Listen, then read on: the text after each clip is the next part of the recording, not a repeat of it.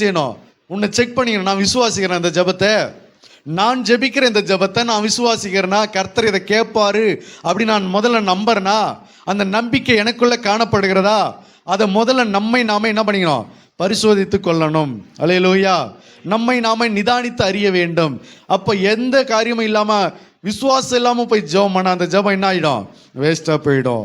மூன்றாவது காரியம், வேதத்தை கேட்காம ஜெபம் பண்ணோம்னா அந்த ஜெபம் என்ன ஆயிடும், வேஸ்டா போயிடும். அல்லேலூயா.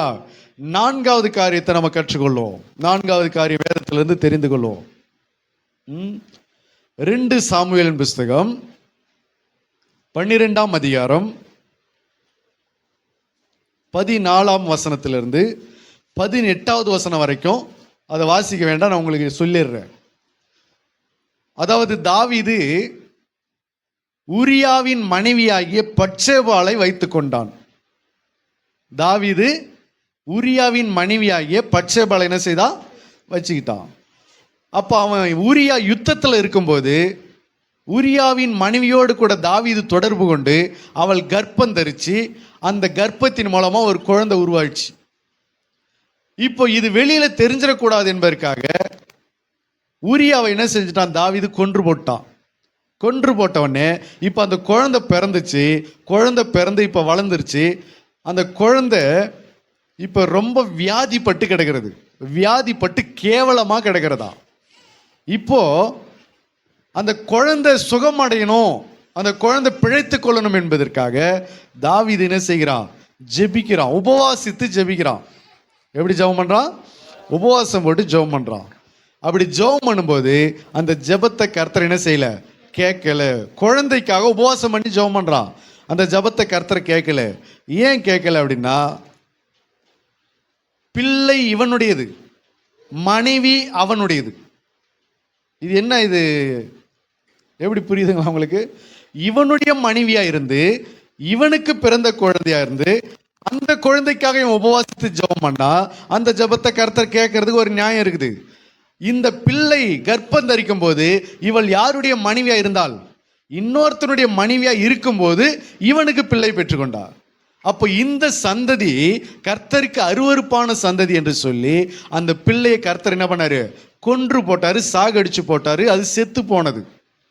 அதுக்கப்புறம் அவன் தன்னுடைய அந்த பட்சேபாளை தன்னுடைய மனைவியா சேர்த்து கொண்ட பிறகு உரியா செத்து போனதுக்கு அப்புறம் அவளை தன்னுடைய மனைவியா ஏற்றுக்கொண்டு அடுத்ததா ஒரு பிள்ளை பிறந்தது. அவன் தான் சாலமோன்.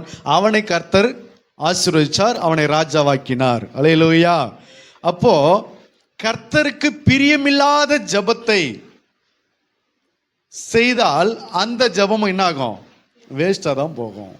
இப்போ தாவீது அந்த பிள்ளைக்காக ஜெபம் பண்ணி உபவாசிக்கிறான்ல, உபவாசித்து ஜெபம் பண்றான்ல, அந்த ஜெபம் எப்படிப்பட்ட ஜெபம்னா கர்த்தருக்கு பிரியமில்லாத ஜெபம். ஏன்னா மனைவி அவனுடையது, பிள்ளை இவனுடையது. இவனுடைய மனைவியா இருந்து இவனுடைய பிள்ளையா இருந்து அது வியாதிப்பட்டு அந்த பிள்ளைக்காக இவன் ஜெபம் பண்ண அந்த ஜெபத்தை கர்த்தர் என்ன செய்வார், பிரியமா ஏற்றுக்கொண்டு அதுக்கு பதில் கொடுப்பாரு. ஆனா இப்போ வித்தியாசமா நடக்குது, அது அருவருப்பான சந்ததியாய் காணப்படுகிறது. மனைவி அவனுடையது, பிள்ளை இவனுடையது. அல்லேலூயா. ஆகினால இப்படிப்பட்ட கலாச்சாரம் இன்னைக்கு மருத்துவத்துல ரொம்ப பிரபலமா இன்னைக்கு நடந்து கொண்டு இருக்கு, தெரியுமா? எத்தனை பேர் கேள்விப்பட்டுக்கிறீங்க?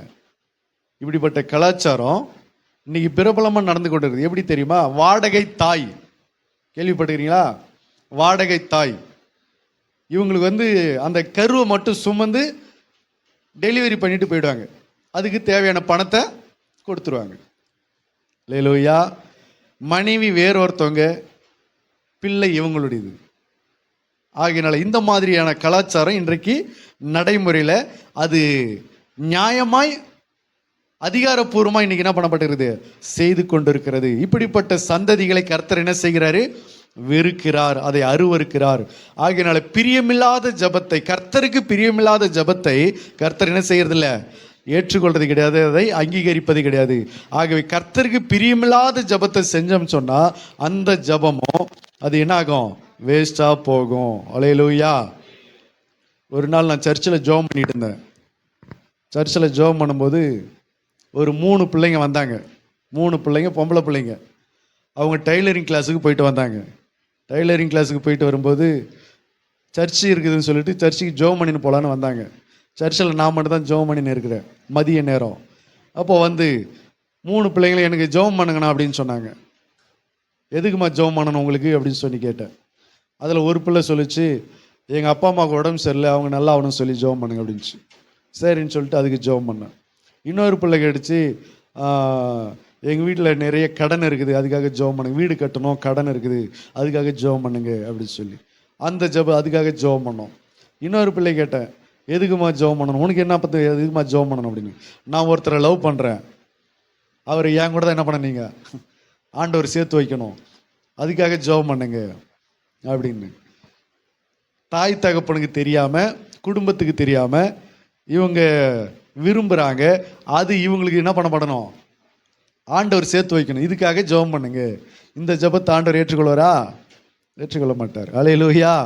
அப்போ கர்த்தருக்கு நம்ம ஜெபிக்கிற ஜெபத்தில் இந்த ஜெபம் தேவனுக்கு பிரியமானதா அப்படின்றத முதல்ல என்ன செய்யணும், நம்ம புரிந்து கொள்ள வேண்டும். அதை அறிந்து ஜெபிக்கணும். இந்த ஜெபம் கர்த்தருக்கு பிரியமில்லை அப்படின்னு சொன்னால் அந்த ஜெபத்தை கர்த்தர் என்ன பண்ண மாட்டார், ஏற்றுக்கொள்ள மாட்டார். பிரியமில்லாத ஜெபத்தை என்ன பண்ண மாட்டார், ஏற்றுக்கொள்ள மாட்டார். அல்லேலூயா. திருடின்னு வந்த பணம் தொலைஞ்சு போச்சு. என்னது? திருடிக்கிட்டு வந்த பணம் தொலைஞ்சு போச்சு. ஆண்டவரே, இந்த பணம் எப்படியாவது எங்களுக்கு கண்டுபிடிச்சி கொடுத்துட்டிங்கன்னா அதில் நான் தசம்பாகம் கொடுக்குறேன், காணிக்கை கொடுக்குறேன், சர்ச்சுக்கு நான் வந்து ஏதாகிலும் செய்கிறேன்னு சொன்னால் அந்த பணம் திரும்ப வருமா? வராது. அல்லேலூயா. ஏன் அப்படின்னா அது கர்த்தருக்கு பிரியமில்லாத ஜெபம். அல்லேலூயா. அநியாயத்தின் திரவியம் ஒன்றுக்கும் உதவாது. அது மட்டுமல்ல, அநியாயத்தினால சம்பாதிக்கப்பட்டது போச்சு அப்படின்னு சொன்னால் அதுக்காக நம்ம ஜெபிச்சாலும் அந்த ஜெபத்தை என்ன பண்ண மாட்டார், கர்த்தர் ஏற்றுக்கொள்ள மாட்டார். அது அவருக்கு பிரியமில்லாத ஜெபம். உதாரணத்துக்கு சாராயம் விற்று அந்த காசு சம்பாரிச்சு அதில் ஒரு இடம் வாங்கி அந்த இடத்துக்காக ஜெபம் பண்ணிக்கிட்டு இருந்தோம்னா அந்த ஜெபம் என்ன பண்ணாது, கேட்கப்படாது. அல்லேலூயா. அதாவது தவறான வழியில் வந்த வருமானத்தில் பிரச்சனை வந்து அதில் ஏதாகிலும் ஒன்று வாங்கியோ ஏதாகிலும் ஒன்று கிரையம் செலுத்தியோ அதுக்காக ஏதாவது ஒரு காரியத்துக்காக நம்ம ஆண்டவரிடத்தில் ஜெபம் பண்ணுறோம்னா அந்த ஜெபம் கர்த்தருக்கு பிரியமில்லாத ஜெபம். அந்த ஜெபத்தை அவர் என்ன பண்ண மாட்டார், ஏற்றுக்கொள்ள மாட்டார். அல்லேலூயா. அல்லேலூயா. ஆகினால வேதத்தை, அதாவது கர்த்தருக்கு பிரியமில்லாத ஜெபம் செய்தால் அது என்ன ஆகும், வேஸ்டாய் போகும்.